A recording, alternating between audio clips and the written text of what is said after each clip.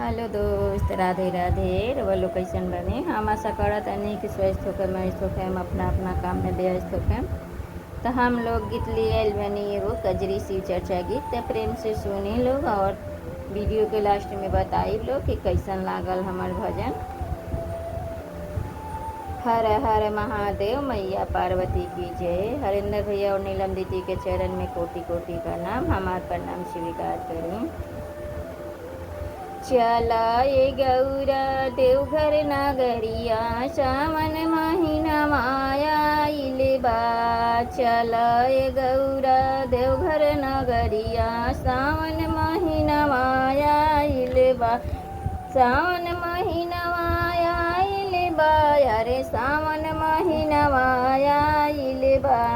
सावन महीना माया इलेबा, अरे सावन महीना माया इलेबा। चलो ये गौरा देवघर नगरिया, सावन महीना माया इलेबा। चलो ये गौरा देवघर नगरिया, सावन महीना माया इलेबा। अपना के लिहा से नूर टिकुलिया, हमरा के भस्मी भभूतिया।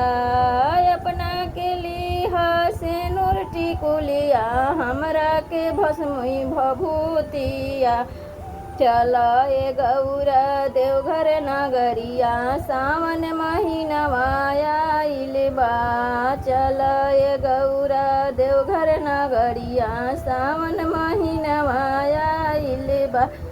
अपना के लिहा से नूर टिकुलिया, हमरा के भस्मी भभूतिया।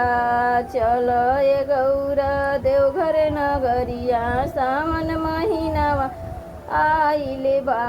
चलो ये गौरा देवघर नगरिया, सावन महीना आइले बा। अपना के लिहा सुनवा के हरवा, हमरा के नाग बिसेहारवा। अपना के लिहा सुनवा के हरवा, हमरा के नाग बिसेहारवा।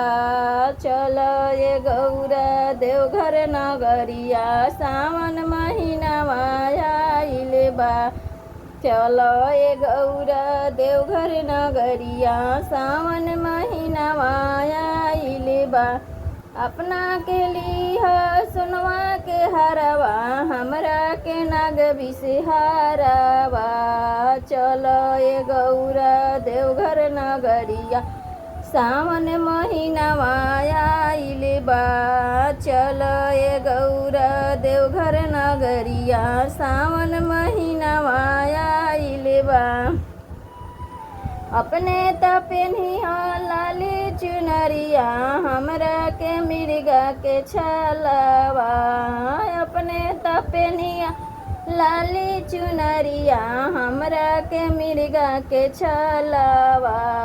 चलो ये गौरा देवघर नगरिया, सावन महीना आइले बा। चलो ये गौरा देवघर नगरिया, सावन महीना आइले बा।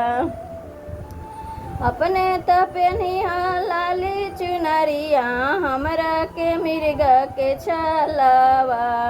चलो ये गौरा देवघर नगरिया, सावन महीना आइले बा। चलो ये गौरा देवघर नगरिया, सावन महीना आइले बा। अपने त करिया सिरवा सवरिया, हमरा के बसहा बोएलावा। अपने त करिया सिरवा सवरिया, हमरा के बसहा बोएलावा। चलो ये गौरा देवघर नगरिया, सावन महीना आइले बा। चलो ये गौरा देवघर नगरिया, सावन महीना आइले बा। अपने त करिया सिरवा सवरिया, हमरा के बसहा बोएलावा। चलो ये गौरा देवघर नगरिया, सावन महीना आइले बा। चल ये गौरा देवघर नगरिया सावन महीनवा आइल बा। चल ये गौरा देवघर नगरिया सावन महीनवा आइल बा।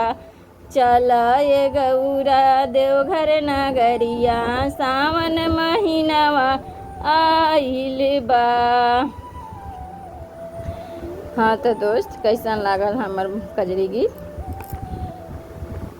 तो कमेंट बॉक्स में लिख के ज़रूर बताएं हम लोग ने। और वीडियो पसंद आई तो लाइक शेयर सब्सक्राइब जरूर करब लोग ने। और ऐसा ही प्यार दुलार और सपोर्ट करत रहब लोग कि रउआ लोग के नया नया वीडियो ले आवत रहम। तब तक के लिए बाय बाय।